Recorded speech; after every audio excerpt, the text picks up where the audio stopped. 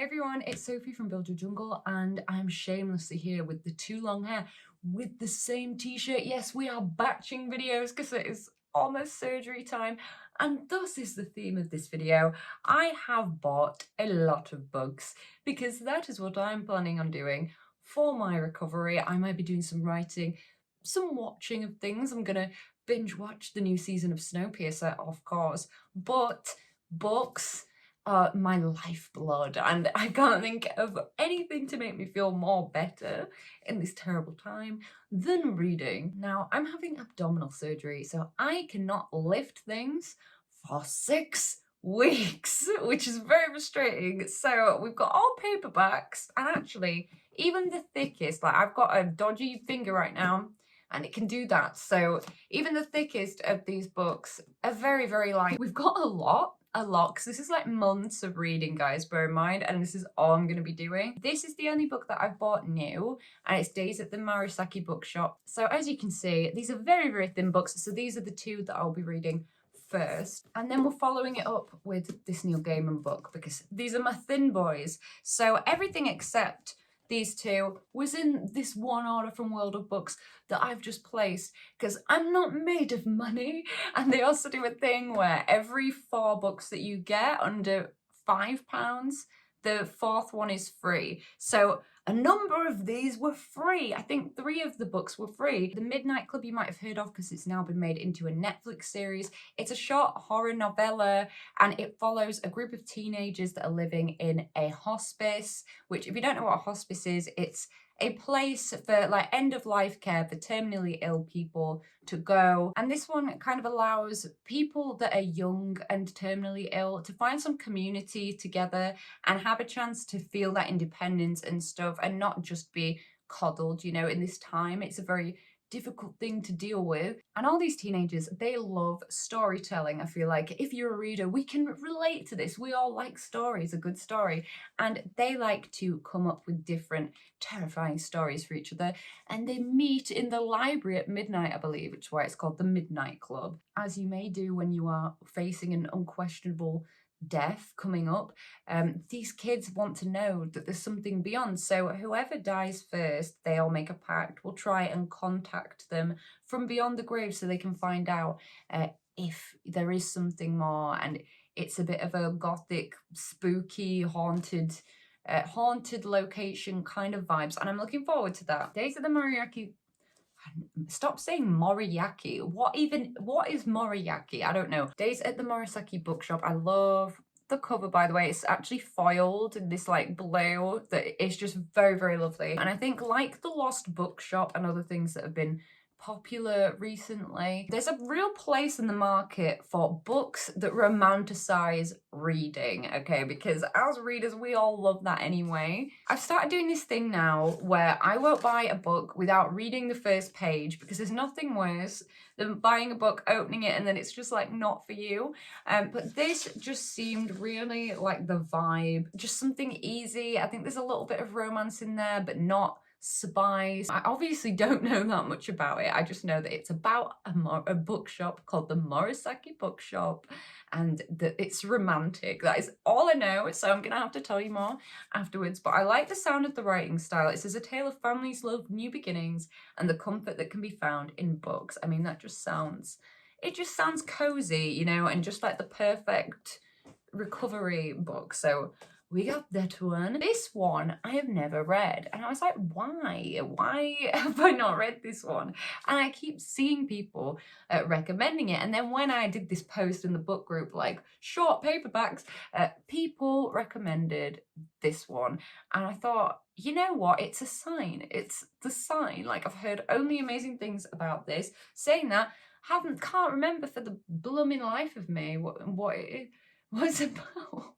I got this trilogy and I'm a bit like, because I just got Shadow and Bone came in a separate parcel, because they do that sometimes, and I always wipe my books down when I get them from a secondhand thing, because they often have like coffee stains and stuff on them, but it's worth it for the discount, you know, because what, a book like this £7.99, well, I got it for £3.50, 50. This one has just particularly grossed me out, okay, because it was really dirty. Like, I'm surprised they sent it that day. Like, it was so dirty. It was just not the one, and it reminded me and made me think, yes, you are well on the right track by being a book wiper, because no one wants to be reading and thinking all of this filth is on my fingers. So that's just cringed me out. Maybe it's just my kind of about contamination and stuff, anxiety, problems. Maybe no one else would be bothered by that. Moving on. I loved the TV series of Shadow and Bone, and before you come at me, okay, I know that they're supposed to be nothing alike. I know. It's also been, I think, is it years since Shadow and Bone came out now, guys? Years? But it introduced me to Ben Barnes, so for that I will forever be grateful, because he's the voice of a angel. I've forgotten it all now, okay? So I think I'll be perfectly happy to go into this and rediscover the world. I have heard some people really on this recently. I don't know why. I don't know if it's just because they've read Leigh Bardugo's other series, which is the Six of Crows series, which, judging by how when I met that group of characters, which is the part of that show that stuck in my brain, I really like that group of characters, and I indeed think that I will like the Six of Crows duology more than the Shadow and Bone trilogy. Does that mean that this is not worth reading? No, I don't think so. I think that it's still going to be good, and we're going to see. I'm going to make the decision for myself, because we've got all three of them, and usually I never ever would buy all three. I might have bought the first two, but I would never usually buy all three in a series before I've read the first. I think this is YA, but that's all good because we read YA here too. If my memory is correct, it is about a girl who doesn't realize that she's a Grisha, which is someone that can wield like magic, and she actually has the power to wield light. And the antagonist in this book, it's kind of a bit like lovers to enemies, really. But he wields shadows. I believe he's like the shadow bringer, so he's like been searching for her all her life, and etc. And I can't comment on further blooming thing than that, because apparently the next two books are completely different to the thing, so I don't know. Right, I want to talk about this one next, because I am like itching to read this one. Okay, so this is Strange Sally Diamond. The concept of this book really interests me, and I presume it's written by a British writer. I would be surprised if it wasn't, because to me, "When I die, put me in the bin" is the most British thing to say. Like, everyone I know has relatives that say that. And that's what has been said to Sally Diamond. The thing is that when her family member dies, she takes it seriously, and she does put them out with the bin.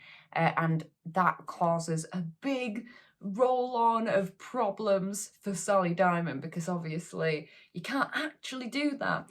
I get the impression that this is going to be a very neurodivergent character, maybe a character that's an interesting one to read. I like to read about people that think about the world in weird ways, like me. I love Emily Wilde series so much because I feel like I relate to her so much, the way that she is socially so much, and I am just itching for a bit of that abnormality, and I think this sounds so good. And to me, it is just screaming, it is screaming neurodivergence. Oof, I've just read the back and it seems like there's all other mysteries going on as well. Really looking forward to that one. Okay, I think that's gonna slap. This one was a surprise one for me. Like, I didn't expect it. I'd never heard of it before. I did not put the list on my reading list until the day that I added it to my basket. At first I put it on my list. I was like, we'll get it another time. And then I thought, you know what? No. I read the first page on Amazon, because if you go on Amazon and you go on Kindle version or something, you can read the first page of a book. So I always do that no matter where I'm buying it from, just so that I can, have a look if I want to confirm if something is worthy of the list. And the list just grabbed me in a little bit. It really made me want to read it. And it had nothing to do with this cover or the marketing, because I'd never heard of it, and I really don't like this cover. But I think that after Yellowface, I was just craving some kind of easy read thriller, interesting mystery kind of thing, and this seemed like it would really fill that void for me, at least in the writing style. So the concept of this is there's a list that is made public. Oh, I dropped Sally Diamond in the water. Oh, she's all right. She landed next to it, but not in the water. We're all good. Don't put it there because we've already talked about that book. The concept of this book is that a list is published and it's outing a lot of abusive people, and the main character in this book, her husband is on the list. Yes, I did just hit myself in the eye then with the book. So that's all it's given away on the synopsis, and that's all I needed. I just was mightily interested by this. I think what I thought was, okay, you've got a lot of dystopian and fantasy and stuff that's going to be a bit like hard-hitting. Let's have something that's more easy to get through. Obviously, this is going to touch on abuse though, so not maybe the most emotionally easy to get through. Yeah, I just think that this will be up my street. I don't know. I think it will. I think it will. I've got 2 books by Taylor Jenkins Reid, and I'm really excited because these will be my first Taylor Jenkins Reid experience. I believe someone said that she's inspired by Taylor Swift or something, or there's like references to Taylor Swift in here. I'm not going to get any of them because my knowledge of Taylor Swift is like 2012 Taylor Swift and then like a few songs from now. The first one I've got has been on my reading list for so long. I'm so glad that it is finally in my collection, and it's 7 Husbands of Evelyn Hugo. I love concepts like this that traverse like a long period of time, because what it is an interview, I believe, with Evelyn Hugo, where she recounts the tales with her 7 different husbands, I believe, yeah, from making her way to Los Angeles in the 50s to leaving show business in the 80s, and of course the 7 husbands along the way. Evelyn unspools a tale of ruthless ambition, unexpected friendship, and a great forbidden love. But as Evelyn's story nears its conclusion, it becomes clear that her life intersects with Monique's own in tragic and irreversible ways.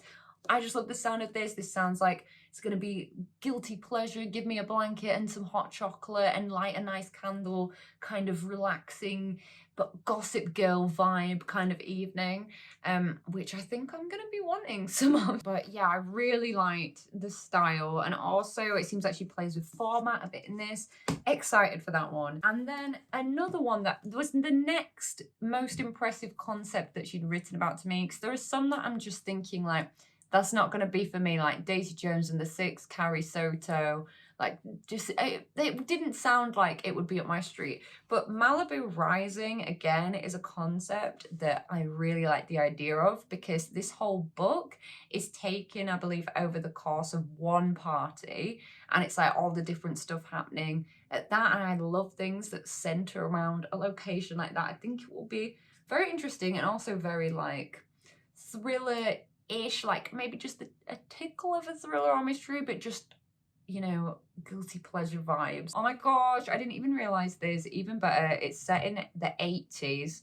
I absolutely love the 80s. Yeah, this is definitely giving me like thriller, but kind of high upper class, bitchy kind of cliquery, jealousy, shenanigans in America. Then we got a dystopian series, and it's actually a trilogy, but I only got the first 2 because, you know, I was putting it all out there with getting all 3 Shadow and Bone, and I was like, I'm not going to do that with this because I haven't seen other people talk about it. I've seen one person mention this series, and it was a bit of a risk, you know, and you can't often trust the Goodreads reviews. So I clearly very much believed in the concept to have bought second. The third one I also think was quite more expensive. It was more expensive, so I was like, we'll see if we like these first, seeing as everything that I got here was like a £5 or less. Most things were £3.50 and 3 things were free. What if death was the only thing left to control? In a perfect world, the only way to die is to be gleaned by a professional scythe. When Citra and Rowan are chosen to be apprentice scythes, they know they have no option but to learn the art of killing. However, the terrifying responsibility of choosing their victims is just the start. Corruption is the order of the day, and Citra and Rowan need to stick together to fight it. Then they are told one of them will have to glean the other. Oh my days. I think this is YA. It just sounded like fun, dystopian YA vibes. I love a dystopian. I've got a whole stack of all my favourite teenage dystopian stuff. And I am a big fan of The Hunger Games. It says a true successor to The Hunger Games. That is a very bold claim. I have high hopes for this. Do I think it's going to be better than Hunger Games? No, because it's Hunger Games, you know, it's Hunger Games. This one wins most glorious cover. So beautiful, so like autumnal at the moment, and we love a foil. Okay, so it's about a world where gods are forbidden, but they're wandering the kingdom and they're demanding worship, and the main character, Kissun, basically hunts the gods and kills them for sport. So she meets a god she cannot kill called Skedi. It's the god of white lies, and he's bonded his soul to a young girl, so she can't kill him without ending the girl's life, and I guess kind of what ethical conundrum that puts her in, etc, etc. It just sounds very interesting. I don't know till I get going with it, but I think it's going to be a little bit more, not like super high fantasy, more like digestible fantasy. This is more about the message, the concept kind of fantasy. So we'll see. Very excited about that one. I think this could be like a real contender for a fiver, for 5-star, not £5, which is what we also call a fiver. This is the other book that I was going to say I hadn't heard of it till that day. I think I had subconsciously, because I'd seen the second one, and the cover of Foxglove is the second one, I think. And I almost bought that one by mistake, and then I realised, oh no, Belladonna's the first book. And I was like, I've seen people recommending this to people, but I hadn't seen it like listed on anything. And love this cover so much. Beautiful. And I think this is going to be like gothic witchy vibes again. Okay, so what's funny about this is I am a big fan of A Series of Unfortunate Events. Not a fan of Daniel Handler himself, just that series. It says orphaned as a child, you know, and string of guardians, each interested in the wealth, meeting an untimely end.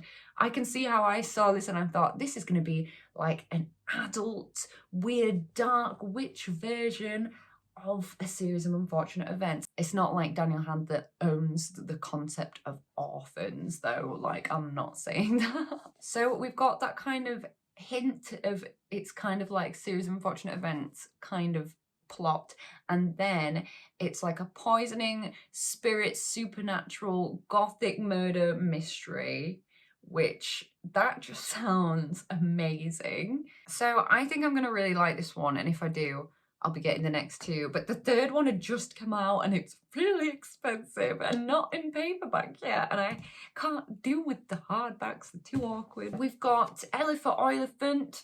Is it Oliphant?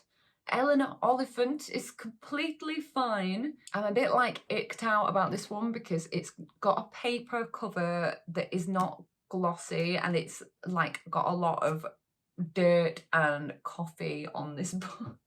But it'll be fine, we'll be fine. This again drew me in with the neurodivergence promise, the promise of neurodivergence, because I am interested in seeing how other writers portray this characteristics in other people, and their characters even. Did that make sense? You know what I'm saying. And that's basically all you get from the blurb. All that I really get from this is that, you know, it's somebody that's very, very sticks to their routine, doesn't like interruptions and stuff like that. Someone that's reading as very neurodivergent to me, and about, you know, her isolation and stuff like that. So I'm interested, very interested to read in this. And I've seen with this, people either seem to be like, oh my gosh, it's amazing, or what the hell was that book? This person's just going around doing weird stuff. That's what I literally saw someone write in the book group the other day. They were like, all Elephant.